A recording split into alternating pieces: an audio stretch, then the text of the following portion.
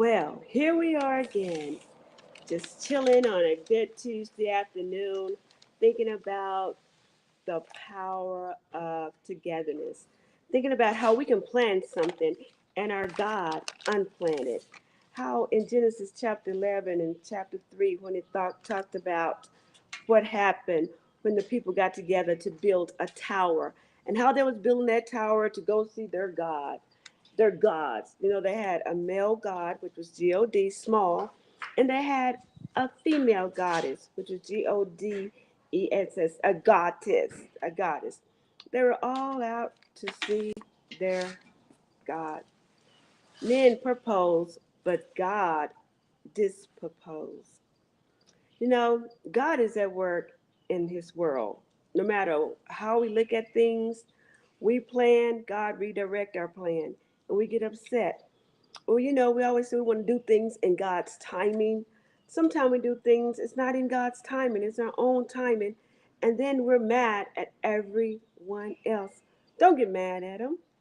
Just enjoy life. Just enjoy life. God is at work in his world and is accomplishing his purpose in spite of the plans that we have, the projects that we put in place, and of the sinful people. God's going to do what God's going to do.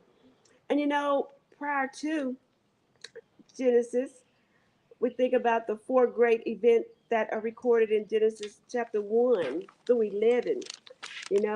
First one we know about the creation of the universe. And after the universe was created, then there was a fall, the fall of man. And then there was the flood. And then the attempt construction of the tower. And that's what we're talking about.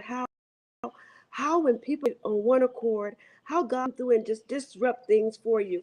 How people, and I was gonna be one of the bunch to mess something up.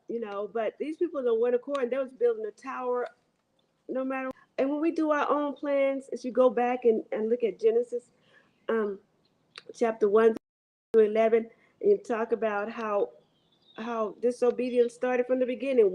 We did not start disobedience. Disobedience started from the beginning. And all I'm doing is just saying, you know, it's power in numbers. It's power when we come together. It's power when we do what we have to do. It is power. It's power. It's good to be able to sit outside and just talk about the goodness of God. Because where God is taking us to, we have to be ready and willing to do what God has us to do. When those people was building that tower, they were busy doing God's work. They thought they were doing a God because they just wanted God to hear what they had to say. But then Adam and Eve sinned. But look what my God did. When we think about their plan versus our Father's plan, He came back and He made them some clothes. You can't stay here, but you got to go. So we know of that. And then Cain killed his brother Abel, but God sent Seth to carry on the godly line. And then one thing about the Satanites is that they did intermarriage with godless Canaanites, and God had to wipe out the earth with the flood. Well, I'm so glad that God is not going to wipe out the earth with the flood again, because He made a promise, and He says that I'm not going to wipe out the earth anymore, because that's why you see a rainbow in the sky, so you know that I am not going to wipe out the earth anymore. So in life, sometimes we have to get up and walk around and see things differently. We have to do things and go places that we've never gone before, because we remember, we don't know what God's plan is for us, but God does have a plan for our lives.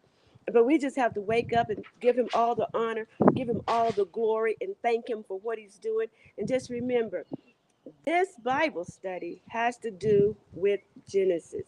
Genesis. Genesis chapter 11. We're talking about when the people was all talking the same language. So when you're on the same page and you're talking the same language, someone understands you. But you got to make sure that your plans are the same, and you have to make sure that they don't have an underlying assumption. What's their plan? Because you can plan all this stuff. My God can come and unplan. And I said all that to say, let's work together.